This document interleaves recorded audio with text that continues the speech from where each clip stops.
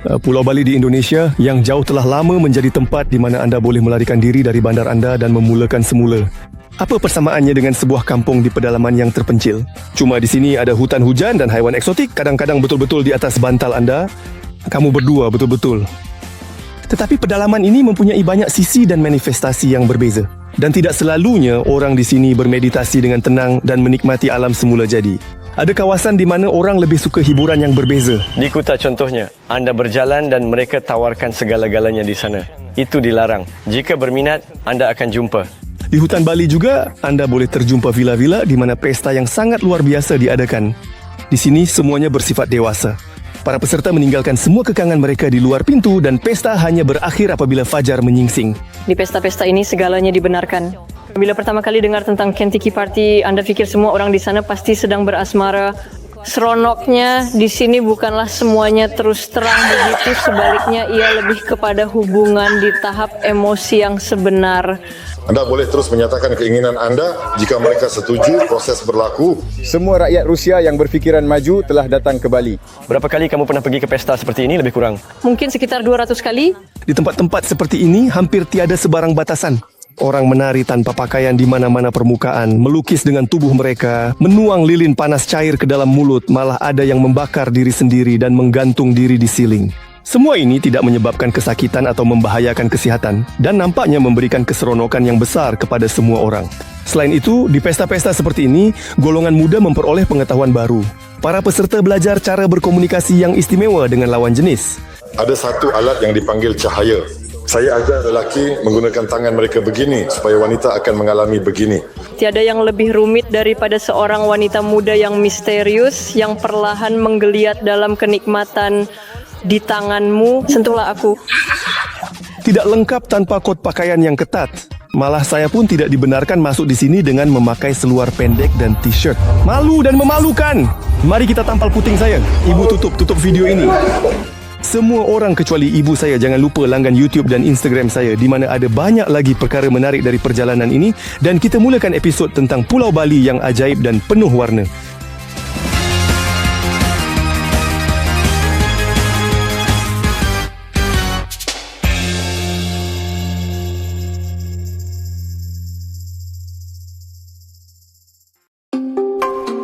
Bali, sebuah pulau tidak besar, sangat pelbagai. Bukit terkenal dengan pantai, Ubud dengan amalan spiritual, gunung berapi untuk aktiviti ekstrim, Canggu tempat bersosial dan berhibur. Kesanalah saya pergi.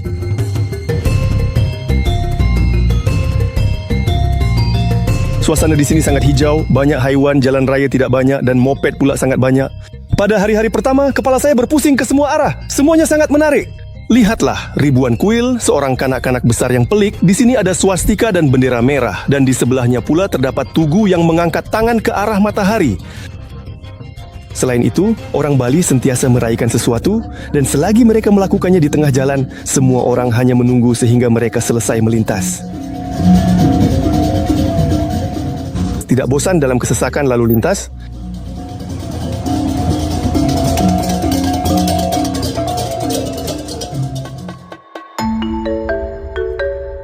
Selain itu, Bali memang murah. Dulu, ia lebih murah lagi. Semua orang datang ke sini beramai-ramai. Harga pun naik, tapi masih 4 kali lebih murah daripada di Eropah. Ya, di dinding sering ada kulapo, kolam renang di rumah tamu murah jarang dibaiki, dan kerana kelembapan, pakaian pun susah kering. Tapi di atas kepala anda mungkin tumbuh buah pomelo. Di dalam bilik pun tak membosankan, walaupun bersendirian. Kamu berdua ke betul ke? Ada sesuatu yang berkeriut di bilik mandi. Sekarang saya jadi takut nak masuk ke sana. Гекконы, пошли отсюда. Mereka pun lari bertempiaran. Untuk tenangkan diri saya lihat matahari terbenam. Di Bali matahari terbenam sangat menakjubkan, tapi semua orang tahu jadi pantai penuh sesak. Ombak sangat ganas dan di dalam air hanya ada para peluncur ombak dan anak mereka. Semua kafe penuh sesak dengan orang yang minum setimbun kelapa seperti ini setiap 25 minit. Memandangkan pemandangannya, harga di sini memang sangat murah. Anda boleh makan dan minum kopi, hanya bayar $7. Dengan penjual keliling, anda boleh tawar harga sampai 3 kali lebih murah. Barang yang mereka jual memang tak berkualiti.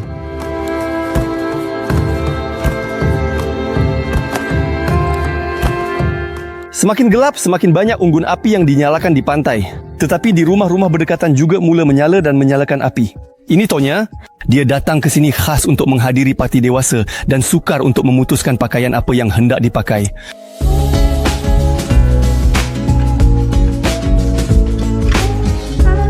Dan kini saya pula sedang menuju ke parti hebat di kampung dan di ladang sambil menepis anjing-anjing liar di sepanjang jalan. Saya rasa seolah-olah saya berada di tahun 2003 dan sedang pergi ke disko di kampung sebelah. Beginilah rupa pinggir bandar Denpasar ini.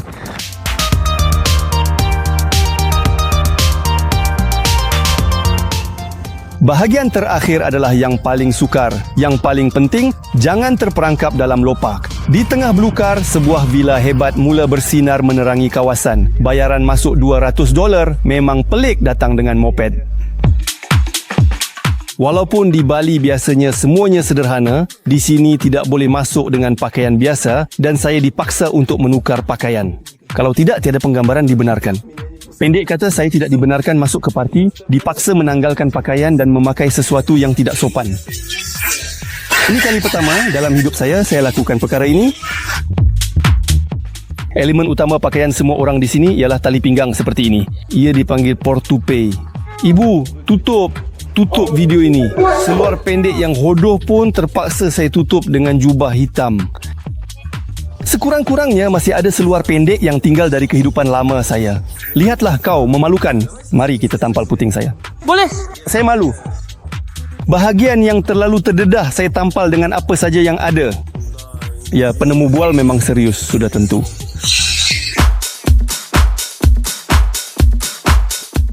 Di villa, semua orang ceria dan nakal. Tonya mula memanaskan badan di meja biliar. Saya melihat-lihat. Di luar ada kolam renang, tempat semua orang keluar menarik nafas dan berbincang tentang apa yang berlaku di dalam.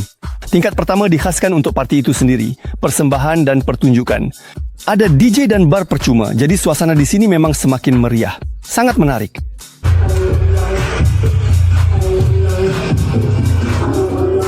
Di tingkat 2, orang ramai dibahagikan mengikut bilik dan masing-masing sibuk dengan apa sahaja yang mereka mahu dan sanggup lakukan. Secara peribadi, saya masih terkejut dengan pakaian dan terutamanya sandal ini.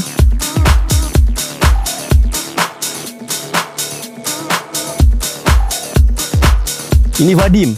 Dia menamakan partinya sebagai Utopia dan mengadakannya di pelbagai negara. Sepanyol, Thailand dan di sini di Indonesia. Saya mengadakan parti-parti ini di seluruh dunia. Tulum, Ibiza. Saya mengembara dan di mana sahaja saya pergi, saya akan buat parti. Pada musim panas, saya tinggal di Ibiza dan pada musim sejuk ada pilihan antara Tulum dan Thailand. Sekarang, Bali telah ditambah ke dalam senarai. Saya sangat suka Bali sebenarnya, terutamanya sekarang. Ramai rakyat Rusia yang sangat maju datang ke Bali, jadi kenapa tidak tinggal di sini? Utopia bukan sekadar parti dengan orang yang bebas dan separuh bogel. Di sini sentiasa ada persembahan. Contohnya penari profesional seperti Tonya. Kamu sering terbang ke pelbagai negara dan mengadakan parti di sana? Adakah kamu membawa artis bersama atau sentiasa mencari mereka di tempat itu? Tidak, saya memang ada artis tertentu yang tetap saya boleh dikatakan sebagai resident, tetapi saya juga mencari di setiap tempat baru. Saya ada pasukan sendiri, pasukan persembahan sendiri, pasukan promosi sendiri. Selalunya mereka adalah artis antarabangsa. Kod pakaian adalah elemen penting dalam parti seperti ini. Saya dipaksa untuk berpakaian seperti ini. Saya datang dengan pakaian biasa saya. Kau memang selalu berpakaian begini? Tidak.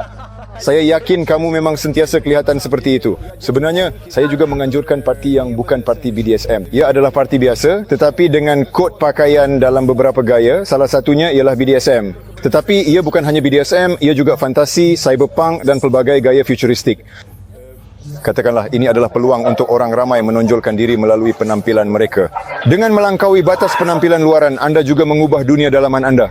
Saya melakukan ini supaya orang ramai dapat merasai pengalaman baru yang mungkin tidak pernah mereka alami sebelum ini dan supaya mereka dapat memahami dengan lebih jelas bahawa apa yang mereka anggap sebagai sesuatu yang kotor atau lucah sebenarnya boleh dipenuhi dengan kasih sayang serta keseronokan asalkan dilakukan dengan niat yang baik dan saling menghormati. Ini adalah syarat yang sangat menapis khalayak, terutamanya bagi sesetengah orang. Di satu pihak, ia hanya meninggalkan mereka yang saya benar-benar ingin luangkan masa bersama. Selalunya pada mulanya orang fikir ia adalah tentang parti BDSM atau parti seks. Tidak, saya tidak menganjurkan parti seks. Parti seks ialah acara di mana orang datang semata-mata untuk melakukan hubungan seks. Di parti saya, orang datang untuk menonjolkan diri dan melihat orang lain. Dan suasana utama terhasil daripada hakikat bahawa orang benar-benar teruja dengan penampilan mereka. Mereka mengenakan pakaian yang tidak pernah mereka pakai sebelum ini.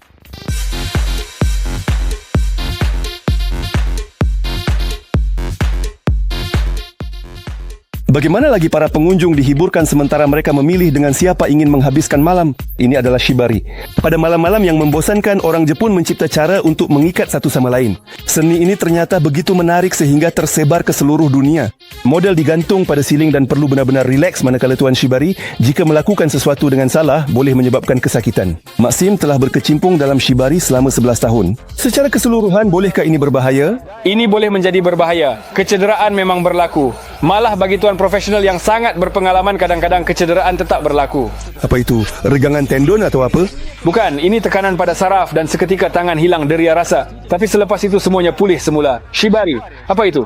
Shibari moden merangkumi segalanya. Persembahan, permainan seksual, juga instalasi seni. Secara umum sekarang ada jenis seperti shibari healing, tantra shibari, macam-macam lagi. Memang bermacam-macam ada. Saya mengamalkan shibari klasik. Ia adalah persembahan yang sedikit berunsur gaya Jepun, sesi peribadi individu dan juga pengajaran. Saya banyak mengajar, terutamanya termasuk secara dalam talian dan juga secara bersemuka. Bagi Maxim, shibari adalah pekerjaan utamanya. Dan kamu tinggal di sini, di Bali, dan di sini cukup banyak parti air di mana kamu boleh mengadakan persembahan dan menjana pendapatan. Maksudnya, adakah jumlahnya cukup banyak untuk kamu hidup daripadanya? Ya, sudah cukup. Jadi berapa banyak parti seperti itu dalam sebulan? Secara purata pada hujung minggu, sekali seminggu pada hujung minggu. Kami membuat persiapan, kami memilih pakaian, muzik. Keistimewaan persembahan shibari ialah semua emosi yang kami cipta. Kami perlu berkongsi dengan para tetamu kami. Jika kami berjaya berkongsi emosi itu, jika tetamu suka, maka persembahan itu dianggap berjaya. Jika tidak berjaya, tapi saya biasanya berjaya. Pernah tak berlaku semua orang mabuk, tiada siapa pun ambil peduli? Ya, ada situasi begitu, semua orang mabuk sampai tak peduli. Tapi itu rasa mengecewakan ke? Tak mengecewakan, tidak. Maksudnya orang berseronok? Ya, biasa je.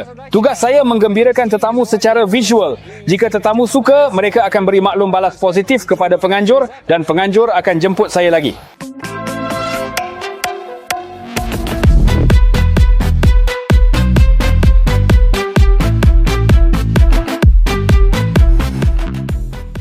Suasana macam itu, pengunjung pun jadi kreatif. Di atas bumbung rumah, saya pernah diberi peluang untuk bakar sekotak duit. Supaya tak jadi kebakaran, kena rendam dalam lopak air dulu. Ini Vika dan hari ini dia juga akan membuat persembahan. Sebenarnya saya seorang ahli psikologi, pakar seksologi, jurulatih dan juga pakar urut. Itulah dia. Dan model. Saya boleh jadi model fotografi atau model untuk shibari ataupun amalan BDSM tertentu contohnya. Jadi, apakah sebenarnya konsep persembahan di sini? Hari ini akan ada persembahan fire play dan wax play. Maksudnya permainan dengan api, permainan dengan lilin.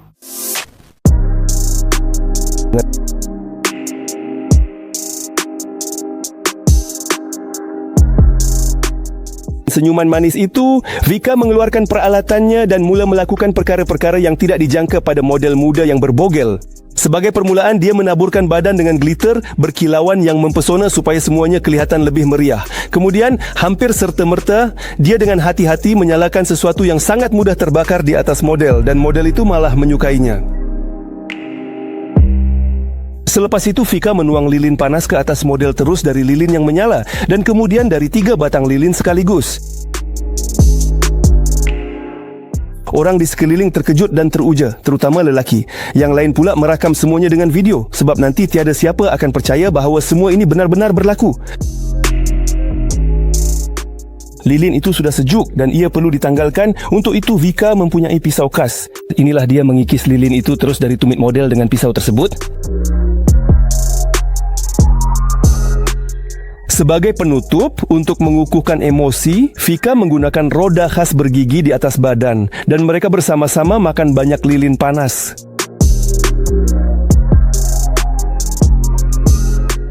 Vika sendiri juga mengadakan parti dewasa bertemakan kinky.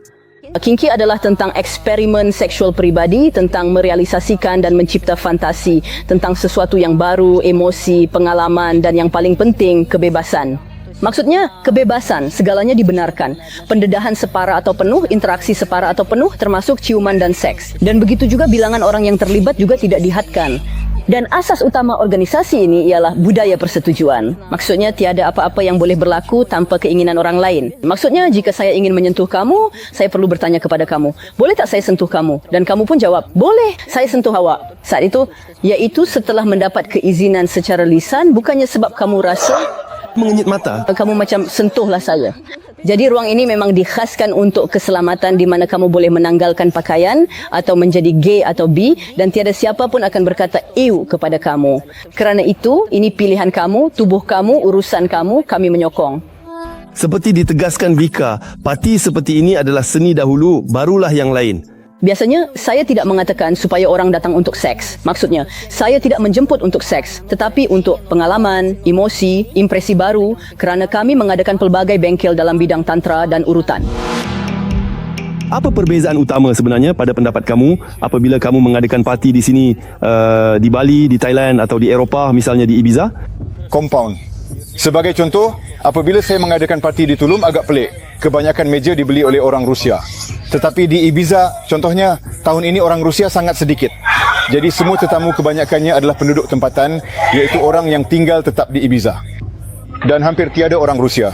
Jadi suasananya juga agak berbeza. Di sini pada masa ini, saya rasa kira-kira 60 hingga 70% adalah orang Rusia. Orang Slavia berbahasa Rusia entah kenapa sanggup memberi lebih banyak daripada orang Eropah. Parti Vadim bukanlah tempat yang paling ekstrim di dunia untuk jenis pesta seperti ini. Orang-orang yang pergi ke parti fetish sebenar, mereka bukanlah orang yang menjalani gaya hidup ini sepenuhnya.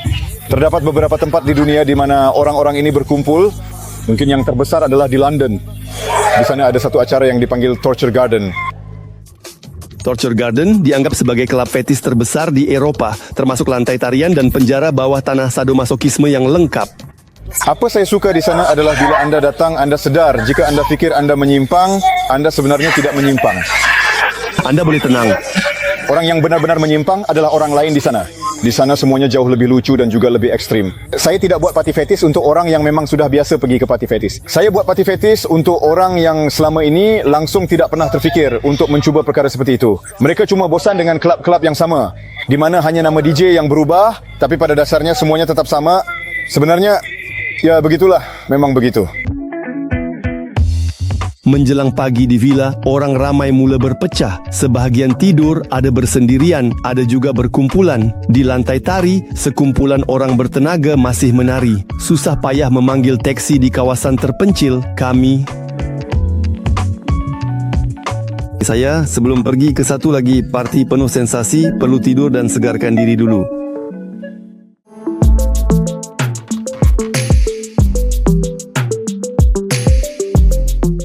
Kami pindah ke tempat lebih dekat dengan lokasi parti seterusnya.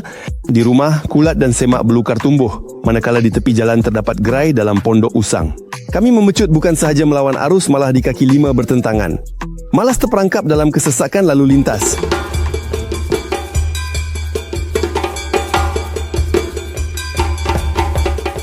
Itu jiran-jiran dari Australia sedang berkemas. Satu keluarga besar menaiki satu moped.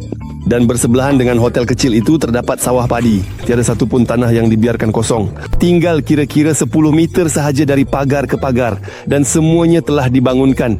Namun penanaman padi masih diteruskan di sini.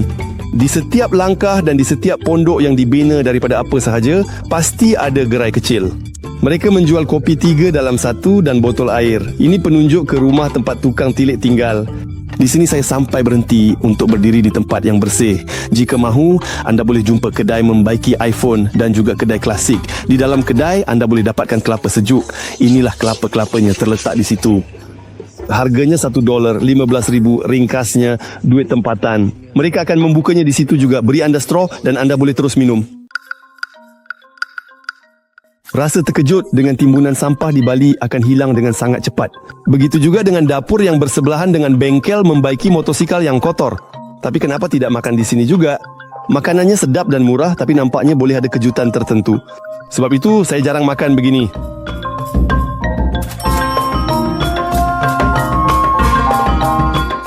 Saya makan sambil memerhati orang melintas jalan yang sibuk. Tiada siapa pun yang dilanggar. Saya berjalan pulang dengan pelbagai cabaran seperti lopak besar dan unsur urbanisasi yang boleh membahayakan. Saya rasa saya terselamat kerana banyaknya persembahan kepada dewa-dewa Bali yang diletakkan di setiap rumah.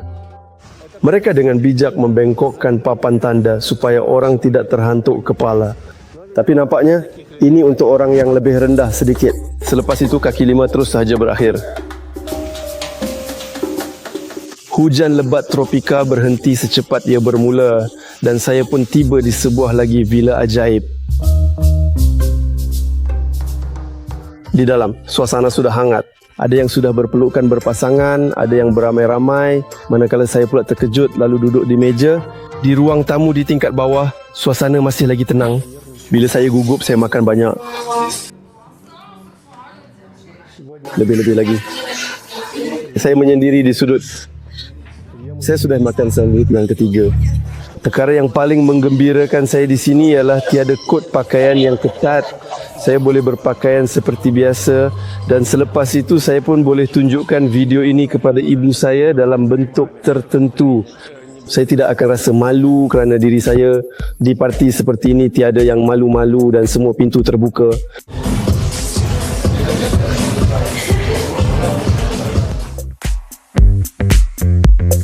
Ini Paulina. Dia pertama kali datang ke acara seperti ini. Saya memang sangat ingin mencuba sesuatu yang baru. Dah lama saya nak cuba sesuatu macam ini. Jadi di Bali, saya rasa ini pilihan yang paling sesuai untuk datang ke sini. Bila dengar tentang parti-parti macam ini, biasanya kita fikir semua orang di sana asyik berparti saja. Paulina gembira kerana parti ini lebih tertumpu kepada kerohanian. Mungkin orang fikir ada orgi dan memang betul-betul huru-hara, tapi di sini suasananya selesa, seronok, terasa ajaib dan ada sedikit unsur esoterik. Ia lebih untuk jiwa, macam satu bentuk rehat dan relaksasi. Sebenarnya saya bukan datang ke sini untuk itu. Saya datang untuk melihat-lihat seronoknya. Di sini tidak terlalu terus terang atau memaksa pergi. Sebaliknya, semuanya lebih kepada tahap emosi yang sebenar. Jadi kamu di sini beberapa jam. Apa yang berlaku? Saya makan. Lepas tu saya hisap shisha. Kemudian saya berbual dengan orang, jumpa beberapa kenalan. Lepas tu ada sesi praktikal di atas. Adakah lelaki mendekati anda di sana? Nah, ya kami berbual juga. Macam mana berlaku? Semuanya berlaku secara semula, jadi cuma ucap hai, siapa nama awak. Suasana di sini sangat mesra, semua orang mudah berkenalan dan itu normal sebab ini Bali. Jadi maksudnya kamu sebenarnya tak kisah kalau ada seseorang yang kamu suka dan... Ya, mungkin saja. Saya tengah datang bulan. Jadi bukan hari ini, tapi kalau lain kali saya datang, saya rasa saya akan pergi lagi dan kali ini dengan niat untuk cuba sesuatu yang menarik. Tak, tapi kalau nak bercium tu boleh saja, benda-benda macam tu. Tapi sebenarnya seks tu bukan semestinya kena ada penetrasi kan? Dan perempuan tadi memperkenalkan diri sebagai pari-pari dan dia memang tetamu yang sangat berpengalaman. Orang datang ke parti seperti ini untuk merealisasikan keinginan mereka. Jika seseorang ada keinginan tertentu, dia boleh bawa keinginan itu ke sini dan memenuhinya bersama orang lain di sini. Di parti-parti ini semuanya boleh dilakukan. Tetapi ada perbezaan besar antara anarki dan kebebasan mutlak, iaitu jika kamu mahu lakukan sesuatu, kamu mesti meminta izin tentang perkara itu. Dan hanya apabila kamu mendapat jawapan bahawa sesuatu itu dibenarkan terhadap orang lain, barulah kamu boleh cuba melakukannya. Orang datang ke parti-parti ini untuk menemui sisi baru diri mereka, menonjolkan diri, mencari identiti dan mencari kawan-kawan baru. Selalunya Feya juga terlibat di pihak penganjur dalam pelbagai acara. Selalunya di parti, saya bertanggungjawab untuk zon BDSM. Saya mempunyai kemahiran khusus tertentu dan saya sangat suka berkongsi kemahiran ini dengan orang lain. Mereka mendapat pengalaman baru yang berharga daripada saya, manakala saya pula menerima tenaga positif daripada mereka kerana tiada apa yang lebih rumit daripada contohnya seorang wanita muda yang menggeletar dalam kenikmatan di tangan anda. Berapa kali kamu menghadiri parti seperti itu? Mungkin sekitar 200 kali. Sepanjang tempoh parti-parti ini mula diadakan di Ukraine, saya hadir di parti Kinki pertama di Ukraine, kemudian yang kedua, ketiga, keempat, kelima dan keenam, dan bermula dari parti yang ke-10 saya mula menganjurkan parti saya sendiri. Di Ukraine, tempat asal Feya, parti-parti seperti ini diadakan dengan lebih tegas. Di Ukraine, parti Kinki lebih berorientasikan dunia BDSM. Di sana terdapat jauh lebih banyak aktiviti-aktiviti BDSM. Manakala di sini pengaruh tantra tetap ada. Dan amalan-amalan tantrik telah menyatu secara organik ke dalam dunia kinki di Bali. Di Kiev, di Ukraine, perkara ini tidak begitu meluas. Biasanya, Tantra dan BDSM adalah acara yang berbeza, tetapi di Bali semuanya bercampur. Di sini terdapat lebih banyak campuran, lebih banyak pertukaran orang kerana pelancongan memang berkembang di sini, dan sebenarnya di setiap parti walaupun kamu nampak beberapa orang, masih sedikit sahaja yang tetap. Ada yang datang, terbang masuk, terbang keluar, dan pengunjung lebih kerap bertukar. Zenya kamu menghadiri parti-parti seperti ini. Mungkin 15 parti, mungkin 20. Bagi saya ini adalah ruang untuk meneroka seksualiti saya, keinginan saya, apa yang ada dalam diri saya. Ia adalah peluang untuk berada dalam konteks di mana terdapat kurang sekatan berbanding kehidupan biasa. Memang sangat hebat dapat merasai keinginan sendiri dan melaksanakannya. Sudah tentu apabila kita membuka diri dan menanggalkan lebih banyak sekatan, kita membebaskan tenaga hidup kita. Kerana tenaga hidup kita pada asasnya adalah tenaga seksual, iaitu tenaga kehidupan, sumber dari mana kehidupan dilahirkan. Ia bermula dari bawah, ya. Tetapi tenaga ini boleh dinaikkan atau boleh juga dilepaskan ke bawah. Saya sudah bertahun-tahun dalam tantra dan amalan Tao, jadi bagi saya ini peluang untuk membangkitkan tenaga kehidupan. Ini Zenya, dia akan menerangkan Tantra. Ini dia bersama teman wanitanya. Mereka berdua berpakaian lengkap, yang penting disebutkan. Sebentar kemudian dia tampak puas dan tenang, tersenyum. Singkatnya, Tantra itu seperti yoga untuk dewasa. Tapi itu adalah definisi saya, seorang yang sebenarnya tidak faham apa-apa tentangnya. Dengan tenaga, seksualiti dan yang seumpamanya. Saya amalkan latihan tenaga. Saya aktifkan tenaga seksual, menaikkannya ke atas, mengagihkannya ke seluruh sistem, dan ini memberikan banyak sensasi. Betul? Tantra di India pada dasarnya amalan kerohanian. Ia amalan untuk bersatu dengan yang maha tinggi, penyembahan kepada dewa, tetapi melalui tenaga seksual. Menurut Zenya, hari ini seperti yoga, istilah Tantra digunakan untuk segala-galanya, tetapi Tantra sebenar sangat sedikit. Saya juga mengajar lelaki guna tangan mereka begini supaya wanita mengalami begini. Kami melihat kesan seperti itu. Bagaimana ia berfungsi? Sebagai seseorang yang berfikiran praktikal, terangkan kepada saya tentang tenaga. Emosi di satu pihak adalah satu keadaan, ya, ia sesuatu yang halus, tetapi di pihak lain ia juga bahan kimia yang sangat nyata yang dihasilkan oleh kelenjar endokrin masuk ke otak dan menyebabkan keadaan itu. Selain itu ada juga kepekaan halus pada tubuh. Pada kita ada fascia, ia boleh merasai. Kita juga boleh merasai, contohnya jika seseorang memandang dari belakang. Bagaimana kita merasainya? Fascia menegang. Betul? Fascia juga boleh merespon pada rangsangan halus. Fascia itu seolah-olah seperti lapisan yang membalut organ dalaman kita. Mereka telah menjalankan satu kajian. Mereka hanya mengambil secebis fascia hidup, mengekalkannya dalam keadaan hidup dan mendekatkannya dengan api, elektrod atau sebarang bahaya. Ia mengecut dengan sendirinya tanpa kehadiran seluruh tubuh, tanpa perlu seseorang melihat atau mentafsirkan dengan mata. Fascia itu sendiri yang melakukannya. Seperti ia bertindak balas terhadap bahaya, fascia juga terbuka apabila berhadapan dengan sesuatu yang menyenangkan. Inilah keadaan sebelum bercium, ketika Anda belum bercium, tetapi sebentar lagi akan bercium. Perasaan yang timbul di antara bibir pada saat itu dihasilkan begitu banyak dopamin. Tantra bukan hanya kimia, ia juga berkaitan dengan tenaga. Terdapat tubuh eterik manusia, ya. Sains modern hanya mengkajinya setakat tahap foto aura. Betul? Tenaga itu sendiri tidak boleh difoto, tetapi sangat tidak sukar untuk belajar merasakannya dengan tubuh dan tangan Anda sendiri. Anda boleh menyentuh orang lain dengan tangan yang tidak kelihatan ini dan merasakannya. Dan orang itu juga akan merasakannya apabila Anda menyentuhnya. Ini boleh disentuh dengan sambungan eterik tangan Anda, ya, sambungan eterik jari Anda. Anda boleh bayangkan, ia boleh menjadi apa-apa size. Betul? Ia bergantung pada imajinasi Anda. Saya tak ingin senjata cahaya seperti itu dimiliki sesiapa dalam troli apabila saya berada di dalamnya. kamu melintasi cakra pasanganmu dan dari situ timbul pelbagai kesan.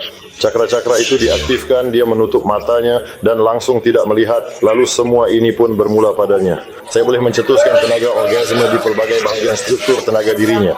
Kemahiran-kemahiran ini boleh dipelajari dan dikuasai oleh sesiapa sahaja yang mempunyai tubuh fizikal.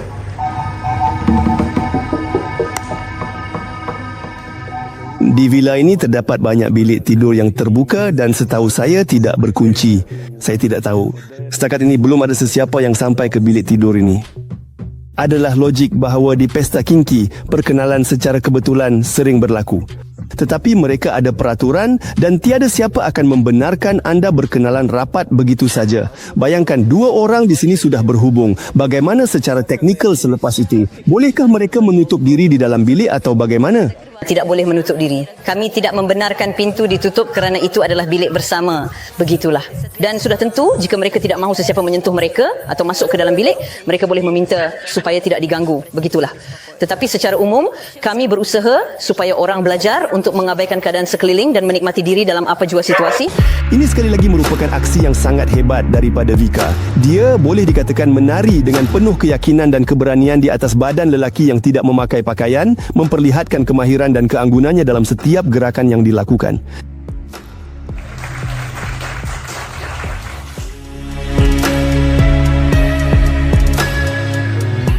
Sekarang Vika menutupi semua bahagian tubuhnya yang paling pribadi dengan cat dan melukis gambar di atas baju putih menggunakan bahagian itu.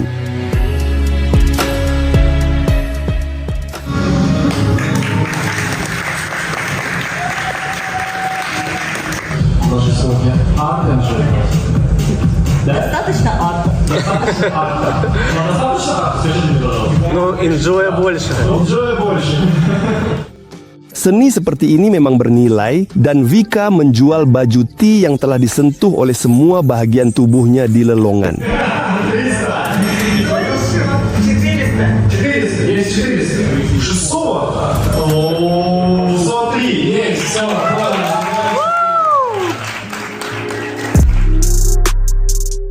Dengan cara yang sama, Vika melukis dan menjual lukisan lalu beralih ke peringkat seterusnya dalam persembahan. Di sini mereka mula melukis dengan lilin panas di atas badan. Nampak cantik dan semua orang tersenyum. Tetapi tidak digalakkan untuk dicuba di rumah.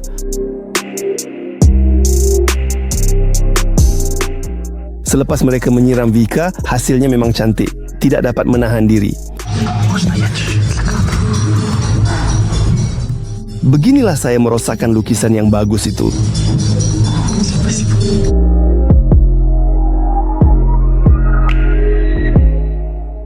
Vika yang menganjurkan parti kinki ini. Jadi apa bezanya parti jenis itu dengan yang ini? Jenis yang satu lagi itu lebih kepada menari, alkohol, suasana yang meriah dan kod pakaian tertentu. Kod pakaiannya agak terbuka tetapi masih dilarang untuk menampakkan puting dan alat kelamin. Manakala di parti saya seperti hari ini, ya, memang dibenarkan untuk menampakkan apa sahaja yang anda mahu. Di acara seperti ini, bilangan lelaki dan wanita dikawal supaya tiada siapa yang berasa sunyi bersendirian atau bergaduh kerana berebut wanita yang masih bebas. Lelaki yang berminat untuk menghadiri parti seperti ini memang benar-benar jauh lebih ramai sebenarnya. Jadi kami tetapkan harga tiket lelaki jauh lebih tinggi. Wanita yang malu-malu, yang masih ragu, mereka sebenarnya mahu tapi masih ada rasa mereka tidak mahu bayar mahal hanya untuk didekati. Jadi kami tetapkan harga rendah untuk wanita dan dengan cara itu kami membentuk keseimbangan jantina. Saya rasa ramai yang datang bukan semestinya untuk melakukan hubungan. 100% memang betul. Maksudnya ada urutan, ada kenalan yang baru, pengalaman yang baru. Semua orang di sini ada kehidupan lain pada waktu siang. Setiap orang di sini adalah seorang penghibur, juga seorang doktor atau mungkin pemain saksofon atau pemain drum. Seberapa kerap kamu adakan parti di sini? Biasanya 1 atau 2 kali, paling banyak sebulan. 2 kali sebulan. Orang yang datang berbeza. Ada kumpulan tetap, bagaimana seimbangnya? Ada yang memang sering datang, ya, secara tetap saja, ya, kok, dan ada juga yang baru. Adakah kamu pernah mengadakan parti kinki di Ukraine juga? Ya, itu adalah sempena hari jadi saya. Hari jadi kamu, jadi semuanya bermula dari hari jadi? Saya terlibat dalam komuniti kinky dan saya suka di sana kerana saya boleh berpakaian sesuka hati walaupun ada peraturan yang membataskan saya, tetapi di ruang ini saya boleh lakukan apa yang saya mahu. Dan saya pula hanya duduk di sudut dan memerhati. Bagi saya perkara yang paling menyedihkan setakat ini ialah muncung rokok habis semasa parti dan saya terpaksa merokok selepas orang lain. Tapi apalah, macam mana pun, semua orang pun ada sijil kesihatan rasanya. Lagipun tak seberapa berbanding dengan apa yang berlaku di sekeliling. Setiap kumpulan seperti ini boleh mempunyai tema tersendiri. Dan sekarang upacara perasmian pun bermula. Hari ini temanya ialah Avatar. Semua orang berpakaian mengikut tema. Saya tiada lukisan, tapi saya sudah melalui upacara perasmian itu. Ia dijalankan dengan cara seperti ini. Lihat, setiap parti kami memang ada tema tertentu. Kalau hari ini temanya Avatar, maka suasananya akan jadi sesuatu yang penuh tenaga, cantik dan berunsur kosmik. Ia juga boleh bertemakan BDSM. Semua orang akan memakai portupe, lateks, kulit dengan tali shibari, flogger dan cemeti. Akan ada juga yang membawa seseorang berjalan dengan tali leher dan sebagainya. Kulit dan rantai akan ada di mana-mana. Di acara King ada etika khas dan tetap perlu tahu cara berkomunikasi untuk berkenalan dengan seseorang. Contohnya, seorang lelaki datang dan dia ingin berkenalan dengan kamu, apa yang dia perlu lakukan untuk itu? Perlukah dia datang dan cakap apa? Datang dan ucapkan hai. Selalunya mereka yang kerap datang ke parti seperti ini sudah datang dengan permintaan tertentu. Sebenarnya tugas seorang pemula yang datang ke parti seperti ini adalah untuk mendapatkan sebanyak mungkin pengalaman daripadanya. Jika dia merasakan ia sesuai dengannya, dia harus terbuka untuk mencuba sesuatu yang baru. Dalam kehidupan biasa, kita perlu berkenalan, kita perlu menarik perhatian, kita perlu lakukan sesuatu lagi. Tetapi di sini, ini adalah konteks di mana kita boleh terus menyatakan keinginan kita. Lihat pada seseorang dan rasakan, oh, dengan orang ini aku ingin berpelukan, kan? Saya betul-betul rasa tubuh saya tertarik dan saya ingin berpelukan. Begitulah. Anda boleh mendekati dan bertanya, nyatakan keinginan. Boleh peluk kamu? Wah, di sini ada satu peraturan. Tidak bermaksud tidak. Dan jika seseorang berkata tidak, memang tidak. Jika berkata ya, proses itu berlaku. Walaupun dalam suasana yang santai, konflik tetap boleh berlaku.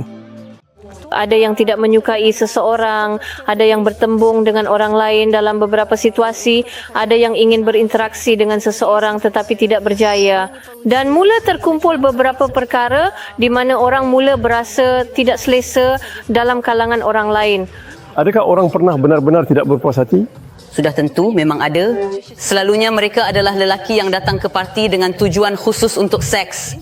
Namun begitu, tiada siapa yang boleh benar-benar menjaminnya kerana kami tidak menjemput wanita yang memenuhi keperluan seperti itu. Parti seperti ini tidak ada kaitan langsung dengan pelacuran. Di sini orang biasa berkenalan dan tiada siapa yang berhutang apa-apa kepada sesiapa. Ada yang menjemput gadis-gadis dan itu dibayar. Kemudian gadis itu nampak lelaki yang bosan dan membawanya ke bilik untuk berehat. Secara keseluruhan, ia kedengaran indah, tetapi saya lebih suka apabila semuanya berlaku semula jadi. Apabila kita tidak membayar supaya orang melakukan hubungan seks. Betul? Mereka membayar untuk ruang, minuman, shisha, suasana.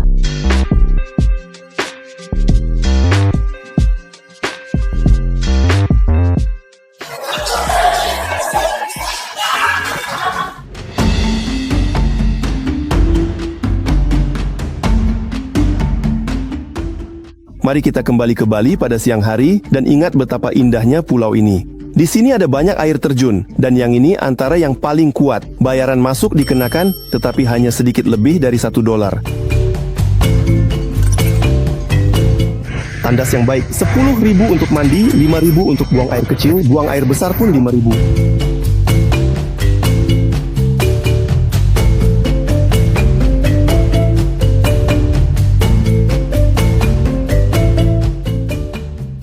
Tempat ini tidak boleh dikatakan terpencil dan airnya pun agak suam kerana ramai orang yang mandi di situ. Orang ramai juga mandi di kolam seperti ini yang menyerupai kolam rendaman ortodoks. Sebenarnya ini idea yang bagus untuk gym di rumah, barbel dengan konkrit. Kemanapun anda rakam pasti penuh serangga. Ini ulat bulu, ini pepatung. Memang tidak dapat dijangka langsung. Di pintu masuk mereka jual cenderamata. Do you sell them? Yeah. How much is one? 2 million. 2 million? Oh my god. What about cat? How much? Yang ada.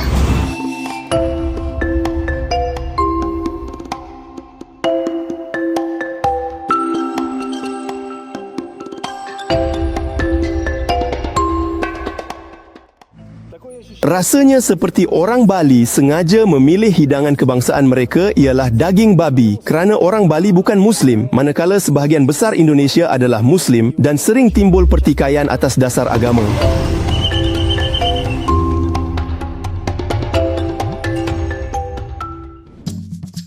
Ini Dima, apabila dia tiba di Bali, dia sangat banyak berseronok dengan pelbagai cara. Ceritakan, macam mana kamu berhibur? Seperti orang lain di usia 21 tahun, pesta, minum, jalan-jalan dan klub-klub hebat. Di mana lebih banyak duit dihabiskan, di sini atau di sana khusus untuk hiburan? Jadi masa saya berhibur sebulan sebelum itu, saya tidak minum alkohol, tidak merokok. Saya habiskan kira-kira $1,000. Maksudnya saya tidak menahan diri dalam apa-apa pun. Di Kuta, bila kamu berjalan, mereka tawarkan kamu segala-galanya di sana, semua yang dilarang.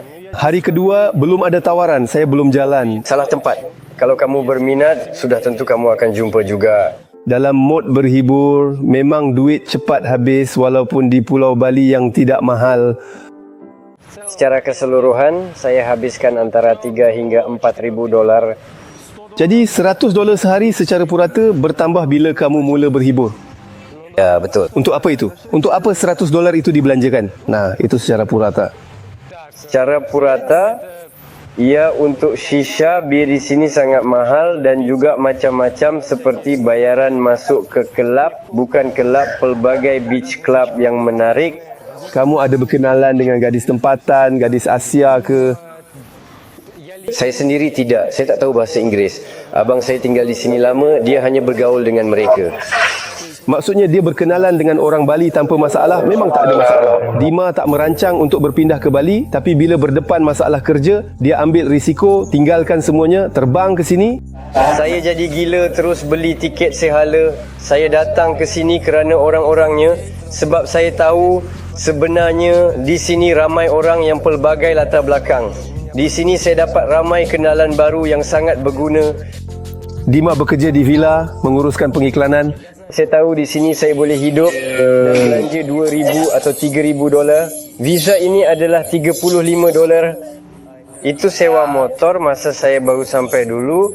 Harganya $850,000 duit tempatan. Tapi sekarang saya sewa motosikal harganya $4 juta. Saya sewa penginapan guest house $4,5 juta. Macam itulah kedai makan, saya makan.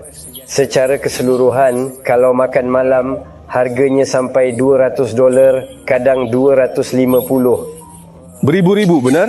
Oh, beribu-ribu, ya.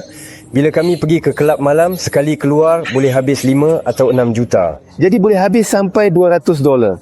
Faham, itu untuk visa, kan? Waktu malam kau keluar, lepak-lepak, $300 boleh lesap dari kad kau. Tengok, dengan belanja $1,000 sebulan, kau tak perlu berjimat sangat. Bukanlah sampai kau makan mi segera saja. Itu biasa saja. Saya tak makan mi segera, saya pun tak makan di warung yang paling murah. Saya cuma makan di situ sekali saja. Itu pun cuma nasi dan masakan Indonesia yang paling ringkas. Tak, saya memang tak makan di tempat macam tu. Saya makan di tempat yang ada pasta, pizza dan burger. Saya langsung tak masak di sini. Secara keseluruhan, biasanya untuk makanan saya belanja sampai sekitar $15 sehari. Pagi-pagi saya ambil 2 kelapa saja dan waktu malam saya keluar makan malam, itu sekitar $160,000. Biasanya saya akan pesan steak, entah dengan apa, mungkin dengan kentang goreng seperti yang mereka suka hidangkan di sini. Dulu untuk sarapan saya makan juga di kedai tempatan.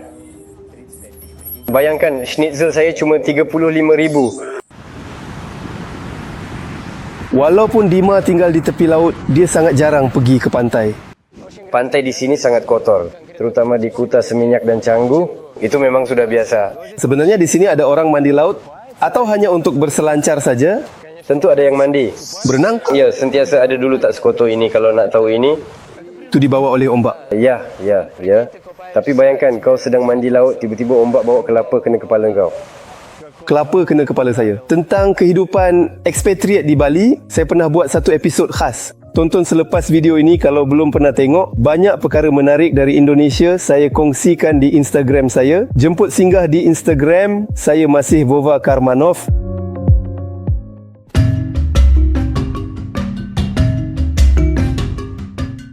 Malam ini tiada parti liar, tiada tali pinggang dan tiada orang berbogel. Saya akan ke pasar cari makanan macam orang tua dan gembira dapat berjimat sikit beli buah-buahan eksotik. Hanya pisang saja di sini ada 10 jenis. Selain itu ada juga manggis, markisa dan buah naga. Saya yakin dia telah menaikkan harga untuk saya. Timbangan rosak, jadi dikira guna kalkulator. Penjual rasa tak perlu pulangkan baki pada orang putih. Tapi saya tak kisah. Saya beli satu beg buah-buahan eksotik dengan harga $4.5. Saya rasa untuk orang tempatan harganya sekitar $2.5.